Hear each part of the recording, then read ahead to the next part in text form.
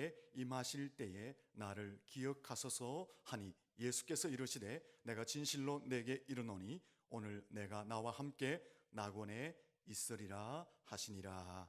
아멘. 할렐루야. 앞뒤 자로 인사하며 축복합니다. 잘 되고 있습니다. 더 잘 될 것입니다.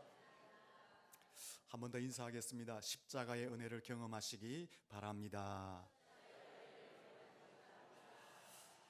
대학생들에게 수영과 다이빙을 가르치던 수영 강사가 있었습니다. 하루는 이 강사가 잠이 오지 않았습니다. 그래서 다이빙을 하기 위해서 풀장으로 갔는데 그 밤에 풀장에서 십자가를 경험하게 됩니다. 그때의 상황을 이렇게 회상을 했습니다. 나는 전등을 켜지 않았다. 풀장 구석구석을 알고 있었고 달빛이 비추어 들어와서 어둡지 않았기 때문이다. 나는 다이빙을 하려고 다이빙 발판대에 올라섰다. 그런데 달빛에 비추어진 내 몸과 내 팔의 그림자가 정확하게 십자가의 형상을 그렸다. 나는 그 순간 십자가를 바라보며 그 십자가의 의미와 십자가의 사건을 생각하기 시작했다. 나는 기독교인이 아니었지만 무의식적으로 어릴 적에 배운 찬송가 가사 한 소절이 생각이 났다. 그가 죽음으로 내가 용서를 받으니, 그가 죽음으로 내가 용서를 받으니. 나는 얼마 동안 다이빙 대에 서 있었는지 알 수가 없었다. 한참 동안 서 있다가 다이빙을 하지 않고 내려왔다. 왜 다이빙을 하지 않은지도 잘 모르겠다. 그날 다이빙을 하지 않고 내려왔을 때에 풀장의 바닥이 차갑고 딱딱한 감촉이 발바닥을 통해서 전해졌다. 전날 밤 수영장 관리인이 수영장에 풀장에 물을 다 빼놓았던 것이다. 순간 아찔한 생각이 들었다. 만약 내가 다이빙을 했다면 죽음의 바닥으로 뛰어든 것이었을 것이다.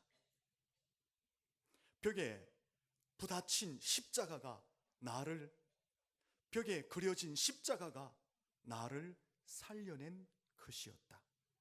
목숨을 지켜준 하나님의 은혜가 너무 감사해서 나는 그 차가운 바닥에 무릎을 꿇고 예수님께 내 영혼을 구해달라고 간절히 간구했다. 나는 그곳에서 이중의 구원을 받았다. 나의 육체의 생명의 구원과 나의 영혼의 구원의 생명을 얻게 되었다. 이렇게 회상을 했습니다. 여러분, 십자가는 생명을 살리는 능력인 줄로 믿습니다. 십자가는 우리의 영적 생명만 살리는 것이 아니라 우리의 육신의 생명도 살리는 능력이 되는 줄로 믿습니다. 십자가는 단순히 조형물이나 단순히 액세서리가 아니라는 것입니다. 사람의 영과 육체를 살리는 능력이 십자가 안에 있는 것입니다. 고린도전서 1장 18절에 보면 십자가의 도가 멸망하는 자들에게는 미련한 것이요 구원을 받는 우리에게는 하나님의 능력이다 라고 말씀했습니다. 십자가는 그를 믿는 자들에게 생명을 살리는 능력이 된다라는 것입니다. 옆 사람에게 축복합시다. 십자가는 능력입니다. 그런데 이 십자가는 예수님 당시 아주 극악무도한 범죄자들, 노예들, 반란자들, 강도들을 매달아 처형하는 사형틀이었습니다. 왜 가장 극악무도한 범죄자들을 이 십자가에 매달아 사형을 집행했을까요? 십자가형이 가장 고통스럽게 죽게 하는 형벌이었기 때문에. 십자가에 달리면 물과 피를 다 쏟게 되고 탈진에 빠지게 되고 온 살이 찢어지는 경험, 엄청난 고통을 경험하면서 금방 죽는 것이 아니라 3일 동안 달려서 고통을 당하게 된다고 합니다. 건강한 사람은 6일 동안 죽지 않고 그 십자가에 매달려 고통을 당하게 된다라는 것입니다. 이 십자가의 고통이 너무나 처절하기 때문에 그 고통을 덜어주기 위해서, 빨리 죽도록 하기 위해서 사람의 다리를 꺾어버리고 창으로 찔러서 죽음을 재촉시켜 주기도 한다고 합니다. 이 십자가에 달려 죽는 극악무도한 범죄자들 중에 연고자가 있으면 시체를 내어줘서 장사하게 하지만, 연고자가 없으면 그 중에서도 더 극악무도한 범죄자들은 십자가에 매달아 놓은 채 독수리의 밥이 되게 한다고 합니다. 이 십자가가 더 고통스러운 것은요, 사람들이 공개적으로 보는 가운데서 모멸감을 당하고 수치를 당하는 처형이었기 때문에 더 십자가의 사형 집행은 치욕적인 사형 제도였습니다. 그래서 가장 극악무도한 범죄자들만 십자가에 처형시켰습니다. 당시 로마는 너무나 이 십자가형이 비참했기 때문에, 처절했기 때문에, 치욕적이었기 때문에 로마인들은 십자가형을 처형하지 않았습니다. 당시 사람들은 이 십자가 하면요, 저주의 상징, 치욕의 상징, 수치의 상징, 심판과 형벌과 죽음의 상징이었습니다. 근데 왜 죄 없으신 예수님은 하나님의 아들이신데 이 십자가에 달려 죽으셔야 했느냐 하는 것입니다. 이 십자가는 죽음과 수치와 모멸감과 저주의 상징인데 왜 기독교는 이 십자가를 기독교의 상징물로 사용하고 있느냐 하는 것입니다. 그 첫 번째 이유는 십자가를 통해서 사람들을 용서하시고 구원하시고자 하시는 하나님의 뜻과 하나님의 사랑이 십자가에서 완성되어졌기 때문에 그렇습니다. 요한복음 19장 30절에 보면 예수님께서 십자가에서 달려 돌아가시면서 마지막에 이런 말씀을 하셨습니다. 다 이루었다 말씀하시고 그의 영혼이 돌아가셨다라고 말합니다. 예수님께서 십자가에서 다 이루셨다라는 것은 예수님 자신이 십자가에서 사람들의 죄와 형벌을 대신 담당하심으로 사람들의 죄를 용서하시고 사람들을 구원하시고자 하시는 그 하나님의 섭리, 하나님의 뜻을 이루시고 하나님의 사랑을 확정시켰다, 이런 의미를 가지고 있는 것입니다. 십자가는요, 하나님의 뜻과 하나님의 사랑이 완성되어진 것입니다. 그래서 기독교는 십자가를 기독교의 상징으로 여기고 있는 것입니다. 둘째로, 십자가에서 하나님의 사랑과 하나님의 공의가 완벽하게 만족되어졌기 때문에 이 십자가를 상징물로 여기고 있는 것입니다. 하나님의 속성 중에 사랑의 속성이 얼마나 큽니까? 하나님은 그 사랑 때문에 무조건 모든 사람들을 다 용서해 주고 싶어요. 다 구원해 주고 싶어요. 무조건 영생을 주고 싶고 무조건 천국으로 인도해 주고 싶어요. 그게 사랑의 속성을 가지신 하나님 아버지의 마음입니다. 그런데 하나님은 사랑이라는 속성만 있는 것이 아니라 그 이면에는 공의로우심, 하나님의 공의의 속성도 함께 존재하고 있는 것입니다. 호세아 10장 12절에 보면 마침내 여호와께서 오사 공의를 빛처럼 너희에게 내리시리라. 무슨 말이에요? 하나님은 반드시 공의를 실행하시는 분이시다라는 뜻입니다. 하나님께서 공의를 행하신다라는 것은 범죄함에 대해서 반드시 심판하시고 형벌을 내리신다라는 것입니다. 우리나라에서도 죄를 범하면 법에 의해서 심판을 받지 않습니까? 그것처럼 하나님께서도 공의로우신 분이시기 때문에 사람들이 죄를 지으면 반드시 그 죄에 대한 심판을 하시고 그 죄에 대해서 형벌을 내리신다라는 것입니다. 그런데 중요한 것은 공의로우신 하나님이 사람들이 범죄할 때마다 심판을 내리고 형벌을 가하시면 그 하나님의 심판과 하나님의 형벌 앞에서 살아날 자, 구원받을 자가 하나도 없다라는 것입니다. 그래서 하나님이 특별 조치를 하셨습니다. 그 특별 조치가 무엇입니까? 자신의 독생하신 외아들 예수 그리스도를 이 땅에 보내시고 사람들의 죄와 죄의 형벌을 대신 지시고 십자가에 죽게 하신 것인 줄로 믿습니다. 가장 극악무도한 사람들이 처형되는 그 사형틀에서 죄 없으신 하나님의 아들이신 그 예수님이 온갖 모멸과 수치와 저주와 혐오와 고난을 당하며 죽게 하셨다라는 것입니다. 이것은 무엇은요? 예수님께서 가장 극악무도한 사람들이 달려 죽는 그 십자가에서 저주와 모멸과 혐오와 고난과 그래서 죽으심은 사람들의 죄와 죄의 형벌을 대신 담당하심이다라는 것입니다. 이러한 사실은 하나님의 공의가 예수님의 십자가에서 죽으심을 통해서 이루어진 것을 설명하고 있는 것입니다. 사람들이 받아야 할 죄에 대한 그 형벌을 예수님이 가장 극악무도한 사람들이 달리는 그 십자가에서 다 받으신 거예요. 하나님께서는 그 십자가에서 하나님의 공의를 예수님에게 다 쏟아 부으신 거예요. 예수님이 십자가에서 우리의 죄를 대신 담당하시고 하나님의 공의를 받으심으로 우리의 죄가 용서되어지게 된 줄로 믿습니다. 이것을 대신 담당의 법칙이라고 설명하는 것입니다. 옛날 우리나라의 귀족의 아들들이 죄를 범하면 곤장을 맞잖아요. 그때 귀족들은 돈이 있으니까 돈을 가지고 노예를 사고 일반인들을 사서 대신 곤장을 맞게 합니다.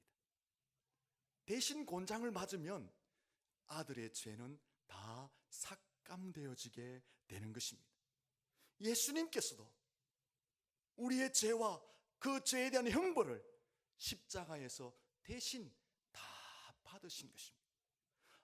우리에게 행하실 하나님의 공의의 심판과 형벌을 예수님이 그 처절한 십자가에서 저주를 받으시고 모멸감을 받으시고 온갖 침뱉음을 당하시고 고난받으시고 죽으심으로 대신 다 담당하셨다라는 것입니다. 예수님이 십자가에서 우리의 죄와 죄의 형벌을 대신 담당하심으로 우리가 죄에서 용서받고 하나님의 자녀가 되고 천국 백성이 된 줄로 믿습니다. 갈라디아서 3장 13절에 예수님께서 십자가에서 우리를 위하여 저주를 받음으로 우리를 속량하셨다. 예수님이 십자가에서 하나님이 행하실 그 공의에 대한 심판과 형벌을 우리에게 쏟아질 하나님의 심판과 형벌을 대신 받으심으로 우리가 속량을 받았다라고 말씀하고 있는 것입니다. 여러분, 십자가를 가만히 한번 들여다보십시오. 기가 막히지 않습니까? 그 십자가에서 하나님의 사랑, 하나님의 공의가 완벽하게 만족되어진 것입니다. 예수님께서 십자가에서 죽으심으로 말미암아 우리를 사랑하시는 그 하나님의 사랑이 만족되어졌고, 예수님이 십자가에서 우리의 죄와 죄의 형벌에 대해서 대신 죽으심으로 말미암아 우리를 향한 하나님의 공의까지 완벽하게 만족되어진 것이다 라는 것입니다. 그 하나님의 사랑과 공의가 십자가에서 만족되어져서 우리가 구원을 받았으니 우리는 그 십자가를 우리 기독교의 상징으로 여기게 되는 것입니다. 세 번째 이유는, 원래 십자가는 좀 전에 말씀을 드린 것처럼 저주의 상징입니다. 분노와 수치와 심판과 고난과 죽음의 상징이었습니다. 그런데 예수님이 십자가에서 우리의 죄와 죄의 형벌을 대신 담당하시고 죽으심으로 그 십자가를 용서와 화해와 생명과 축복과 구원과 사랑으로 바꾸어 놓으신 줄로 믿습니다. 로마서 5장 18절에 보면 우리가 아직 죄인 되었을 때에 그리스도께서 우리를 위하여 죽으심으로 하나님께서 우리에 대한 자기의 사랑을 확정하셨다라고 말씀합니다. 십자가에서 하나님의 사랑을 확정하셨다라는 것입니다. 여러분, 지금 십자가를 바라보면서 저주, 분노, 모멸감, 죽음이라고 생각하는 사람은 없습니다. 지금 모든 사람들은 십자가를 보면서 용서를 생각하고 화해를 생각하고 생명을 생각하고 구원을 생각하고 하나님의 사랑으로 여기는 줄로 믿습니다. 그래서 십자가를 기독교의 상징으로 여기게 되는 것입니다. 여러분, 이 십자가를 아시고 계십니까? 여러분, 이 십자가를 마음속 깊이에서 경험을 하셨습니까? 본문에 보면 예수님이 십자가에 달리시는데 그 양쪽 옆에 두 명의 행악자도 함께 십자가에 달렸습니다. 이 두 사람은 극악무도한 죄인이었습니다. 32절에 보면 이 두 사람을 행악자라고 말하고 있습니다. 41절에 보면 두 사람도 스스로 자신이 십자가에 달리는 것은 너무나 지극히 당연하다라고 말하면서 자기들은 행악자라고 스스로 시인하고 있습니다. 그런데요, 이 두 행악자는 인생의 마지막 길을 걸어가면서 완전히 다른 길을 걸어가게 됩니다. 한 행악자는 지금까지 왔던 그 길을 걸어가며 심판의 길로 걸어갑니다. 한 행악자는 지금까지 왔던 길에서 돌이켜서 생명의 길로 걸어가는 것을 보게 되는 것입니다. 38절을 보면 한 행악자가 이런 말을 합니다. 같이 한번 읽어보겠습니다. 시작. 달린 행악자 중 하나는 비방하여 이르되 내가 그리스도가 아니냐 너와 우리를 구원하라 하되. 무슨 말이죠? 한쪽에 달린 행악자는 그 마지막 순간까지도 옛사람의 모습을 버리지 못했다는 것입니다. 예전의 삶의 방식 그대로 지금 십자가에 달린 예수를 바라보면서 뭐 하고 있습니까? 비방하고 있다는 거예요. 조롱하고 있다는 거예요. 폭언을 일삼고 있다는 것입니다. 그래서 결국 그 행악자는 심판의 길로 걸어갔다라고 말씀하고 있는 것입니다. 하지만 다른 편 행악자는 달랐다고 말합니다. 40절부터 42절을 보면 예수를 비방하는 그 한쪽 행악자를 향해서 꾸짖습니다. 그러면 안 된다. 그러면서 계속 예수님을 변호합니다. 니하고 나는 악이 너무나 극악무도해서 당연히 십자가에 달리지만 이 예수라는 분은 하는 일이 다 옳은 분이었다라고 변호까지 합니다. 그리고 42절에서는 예수님께 이런 부탁을 하는 것입니다. 예수여, 당신의 나라에 임하실 때에 나를 기억하소서라고 예수님께 부탁을 하는 것입니다. 이 예수를 변호하는 한 행악자를 보십시오. 지금까지는 극악무도한 삶을 살아왔습니다. 강도짓하며 살아왔습니다. 폭언하며 비방하며 모함하며 욕하며 살아왔습니다. 그것이 몸에 밴 사람입니다. 근데 십자가에서 예수를 보면서 변화가 된 것입니다. 자신을 보게 되고 온순해지고 언어가 순화되고 특별히 예수를 바라보는 영적인 눈이 열리고 하늘의 소망을 갖게 되었다라는 것입니다. 마지막 순간에 지금까지 달려오던 그 길에서 돌아서서 완전히 다른 가치의 변화와 은혜의 변화와 영적인 변화가 일어났음을 성경에는 말하고 있는 것입니다. 무엇이 이 행악자를 변화시켰을까요? 십자가가 변화시킨 줄로 믿습니다. 예수님을 만났기 때문에 변화된 줄로 믿습니다.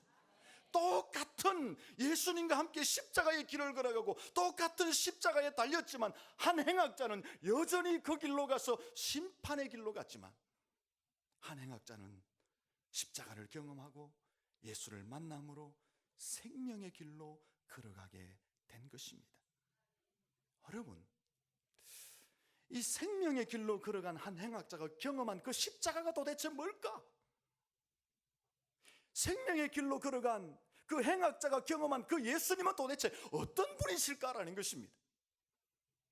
당시에 이 십자가를 지고 십자가형을 집행받는 사람은 직접 십자가를 지고 골고다라는 언덕까지 올라갔어야 돼요. 그때 대부분의 사람들은 인상을 찡그리고 욕설을 하고 분노하고 저주를 퍼붓고 막 불평을 한대요. 마지막 그 십자가를 지고 가면서. 그런데 이 행악자들이 예수와 함께 십자가를 지고 올라가면서 예수를 보지 않습니까? 32절에 보면 같이 갔다라고 돼 있어요.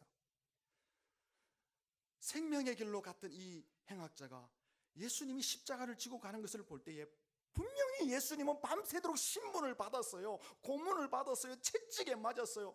그래서 예수님 몸으로는 그 십자가를 도저히 지고 갈 수가 없어요. 우리가 알듯이 지고 갈 수 없어서 다른 사람이 지고 가게 되었잖아요. 그런데 그 예수님의 모습을 보니까 다른 사람하고는 구별이 되는 거예요.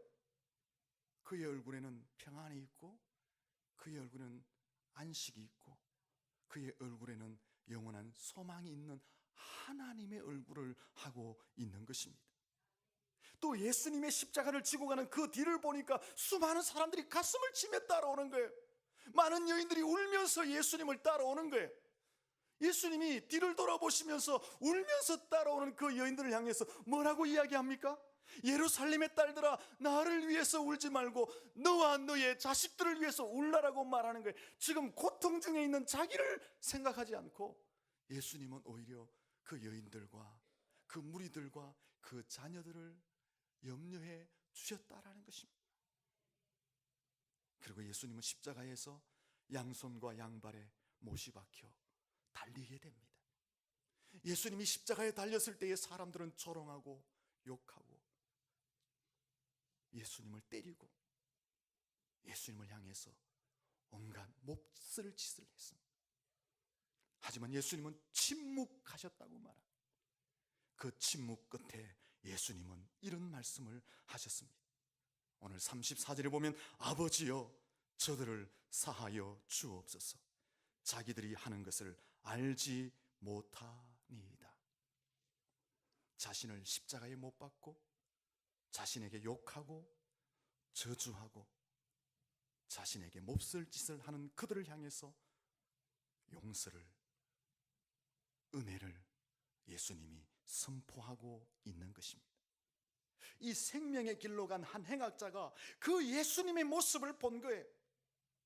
그 십자가를 바라본 거예요. 그러면서 그의 인생 마지막에 변화가 일어나게 되었다라는 것입니다. 여러분, 예수님 옆에 달린 행악자들은요, 극악무도한 죄인이었지만 유대인이었습니다. 유대인이다라는 것은, 유대인은요 어릴 적부터 뭘 배웁니까? 자동적으로 율법을 배우게 돼요. 그 율법 속에 하나님이 약속하신 메시아에 대해서 배우게 돼요. 그래서 비록 지금은 극악무도한 죄인으로 십자가에 달려있지만 그의 의식 속에는 율법이 있었고 메시아에 대한 지식이 있었던 것입니다. 이 한편 행악자가 지금 옆에서 십자가를 지고 가고 십자가에 달리는 예수님을 바라보니까 어릴 적에 내가 율법 속에서, 말씀 속에서 배웠던 그 메시아의 모습이 그대로 담겨져 있는 거예요. 이사야 53장 7절에 보면 그가 곤욕을 당하여 괴로울 때도 그의 입을 열지 아니하였으며 마치 도수장으로 끌려가는 어린 양과 틀 깎는 자 앞에서 잠잠한 양같이 그의 입을 열지 아니하였도다. 이 한편 강도가 십자가를 지고 가는 그 예수님의 모습, 십자가에 달리신 그 예수님의 모습을 보니까 자기가 어릴 적 율법을 배우고 그 율법 속에 약속하신 메시아의 모습이 예수님 모습 속에, 십자가를 지고 가는 모습 속에, 십자가에 달린 예수님 속에 그대로 똑같이 담겨져 있는 것입니다. 그래서 그 예수님, 그 십자가를 보고는 그의 인생이 변화된 거예요. 지금까지 달려왔던 그 행악함에서 돌이켜서 다른 가치와 은혜의 변화와 영적 소망의 길로 걸어가게 된 것입니다. 그리고 42절에서 그 예수님을 만났기 때문에 예수님께 이런 부탁을 하는 거 아니에요? 42절 말씀을 우리 같이 한번 읽어보도록 하겠습니다. 같이 읽습니다. 이르되 예수여 당신의 나라에 임하실 때에 나를 기억하소서 하니. 아멘. 그 십자가에 달린 예수님을 보니까 약속하신 메시아인 거예요. 그래서 그가 마지막 인생길을 달려가면서 자신의 영혼을 예수님께 부탁한 거예요. 예수님, 당신의 나라에 임하실 때에 나를 기억해 주십시오. 변화가 일어난 줄로 믿습니다. 여러분, 예수님을 만나면, 십자가를 경험하면 그 누구든지 지금까지 살아왔던 삶을 돌이켜서 완전히 다른 가치의 변화와 은혜의 변화와 영적인 변화의 삶을 살아가게 될 줄로 믿습니다. 행악자의 삶을 돌이켜서 강도짓하고 포근하고 모함하고 욕하던 삶에서 돌이켜서 자신을 돌아보고 더 온순해지고 부드러워지고 가치와 은혜와 영적 소망의 길로 걸어가게 되는 줄로 믿습니다. 에스겔 11장 19절에 보면 돌 같은 마음을 제하시고 살 같은 부드러운 마음을 주신다고 했습니다. 예수를 만나면, 십자가를 경험하면 이렇게 변화되는 줄로 믿습니다. 누가복음 19장 8절에 보면 세리장 삭개오가 등장해요. 여러분이 아는 대로 얼마나 불의한 자입니까? 얼마나 많이 토색했습니까? 얼마나 많이 착취했습니까? 그것도 같은 유대인에게서 말입니다. 그래서 같은 유대인이 그 삭개오를 매국노라고 말하고 악의 축이라고 낙인을 찍어버리고 그 삭개오를 개 같은 존재로 취급해버렸잖아요. 근데 그 삭개오가 뽕나무 위에서 예수님을 만납니다. 그 예수님을 자신의 집으로 초대합니다. 예수님을 만난 이후에 삭개오의 인생은 변화되어집니다. 불의한 자가 온전해집니다. 착취하고 억압했던 것들을 자신의 재물을 내어서 나누어주고 베풀어지게 됩니다. 특별히 그의 영적인 눈이 열려져서 예수가 메시아이고 예수가 인생의 주인이라는 것을 믿고 예수를 따르는 변화가 일어나게 된 줄로 믿습니다. 삭개오가 예수를 만나면서 삶의 변화가 일어난 거예요. 물질적 가치관이 바뀌어진 거예요. 영적 소망이 바뀌어지게 되었다, 그 말입니다. 사도행전 9장 2절에 보면 극유대주의자잖아요. 극율법주의자잖아요. 누가요? 바울 이전에 사울이었잖아요. 이 사울은 극유대주의, 극율법주의자였습니다. 그래서 예수는 이단이라고 생각하고 예수와 교회와 성도를 박해하고 핍박하고 포행했던 자가 이 사울이었습니다.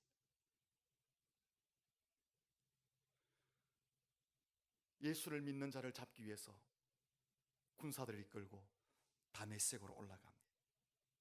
갑자기 밝은 빛이 그에게 비춰집니다. 그의 눈이 어두워지고 땅바닥에 쓰러지게 됩니다. 거기서 사울은 부활하신 예수님을 만나게 됩니다. 사울이 거기서 부활하신 예수님을 만나면서 이름이 바울로 바뀌어집니다. 그의 이름만 바꾸어진 것이 아니라 유대주의를 버립니다. 율법주의를 버립니다. 그리고 십자가를 붙들고 복음주의의 삶을 살아가게 된 줄로 믿습니다. 누구든지 예수를 만나면, 누구든지 십자가를 경험하면 이런 변화의 축복을 경험하게 되는 것입니다. 갈라디아서 6장 17절에 보면 이 사도 바울이 이런 고백을 했어요. 내 몸에는 예수의 흔적을 가졌다, 이렇게 고백합니다. 예수의 흔적을 가졌다는 것은 내가 예수님 진짜 만났다는 거예요. 예수의 흔적을 가졌다는 것은 내 속에 십자가의 흔적이 굵직하게 새겨져 있다는 것입니다. 예수의 흔적을 가졌다는 것은 내가 예수님께 속했다는 것입니다. 내가 예수님의 종이 되었다는 것입니다. 그래서 나의 삶의 방향을 완전히 틀어서 이제 예수께로 향하였다는 것을 의미하고 있는 것입니다. 오늘 저와 여러분의 심장에도 이 예수의 흔적, 십자가의 흔적을 가진 줄로 믿습니다. 그렇다면 당연하게 따라오는 것이 변화된 삶입니다. 세상의 흔적, 악함의 흔적, 추함의 흔적, 악한 영들의 흔적을 따라 살아가는 것이 아니라 십자가의 흔적, 예수의 흔적을 가졌기 때문에 예수를 따라 살아가는 변화된 삶이 자연스럽게 나타나게 될 줄로 믿습니다. 다시 본문 43절로 돌아와 보면 이 행악자의 부탁을 예수님이 이렇게 답변해 주십니다. 같이 한번 읽어보겠습니다. 시작. 예수께서 이르시되 내가 진실로 내게 이르노니 오늘 내가 나와 함께 낙원에 있으리라 하시니라. 아멘. 이 행악자가 십자가를 경험하고 예수를 경험하고 변화된 모습을 보이니까 예수님이 무엇을 선포합니까? 지금 죄사함을 선포하는 거예요. 생명을 선포해 주는 거예요. 영원한 천국을 그에게 선포해 주고 있는 것입니다. 여러분, 십자가를 경험하셨습니까? 그러면 변화의 삶은 당연히 따라오게 되는 것입니다. 내가 변화된 삶을 산다는 것은 내가 십자가를 경험했다라는 증거가 되는 것입니다. 내가 변화된 삶을 삶으로 말미암아 내 삶을 통해서 또한 십자가가 증거되어지게 되는 것입니다. 바로 그곳에 죄사함이 선포되어지고 생명이 선포되어지고 영원한 천국이 선포되어지게 되는 것입니다. 십자가 은혜 속에 살 수 있기를 축원합니다. 하나의 예화를 들고 마칩니다. 루트킹 목사님이 이런 말을 했어요. 초대교회 성도들은 마치 자동으로 온도를 맞추는 보일러와 같았다. 그러나 오늘날 그리스도인들은 온도만 나타내는 고장난 보일러와 같다. 이 말은 자동 온도 조절 보일러는 30도에 딱 맞춰 놓으면 온도가 올라가면 꺼지잖아요. 온도가 내려가면 자동으로 켜서 30도를 맞추게 합니다. 이것처럼 초대교회와 성도들은 세상을 조절하는 능력이 있었다는 거예요. 초대교회와 성도들은 세상을 변화시키는 능력이 있었다는 거예요. 그런데 이 시대의 교회와 성도들은 고장난 보일러와 같다는 거예요. 세상을 조절할 능력을 상실해버렸대요. 세상을 변화시킬 힘이 없대요. 아니, 오늘날 교회와 성도들은 오히려 세상이 교회를 조정하고 세상이 성도들을 조정하려고 하는 그런 형편에 놓여져 있습니다. 다시 이 기능을 회복해야 할 줄로 믿습니다. 어떻게 해야 됩니까? 우리 각자가 십자가 앞에 다시 서야 합니다. 우리 각자가 다시 예수의 보혈 앞에 다시 서야 합니다. 우리가 다시 복음 앞에 한번 부딪혀서 꼬꾸라져야 하는 것입니다. 그 십자가를 경험할 때에 내 인생이 변화되고 나의 변화된 삶을 통해서 세상도 변화되어지게 되는 것입니다. 사랑하는 성도 여러분, 세상에 좋은 것 많습니다. 취해야 할 것 많습니다. 누려야 할 것 많습니다. 내 손으로 움켜잡아야 할 것 많습니다. 그러나 그것들은 다 놓고 가야 할 것입니다.